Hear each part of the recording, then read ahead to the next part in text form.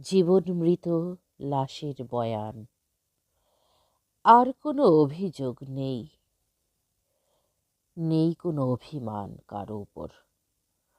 আমার আক্ষেপের শবদাহ হয়ে গেছে সেই কবে।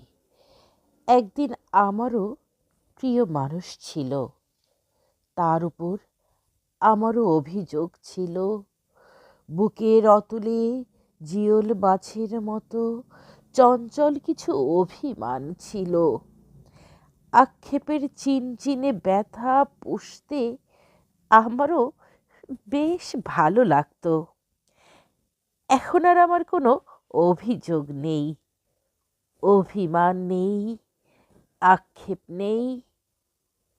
মৃত বা জীবন মৃত লাশের এসব থাকে না, থাকতে নেই।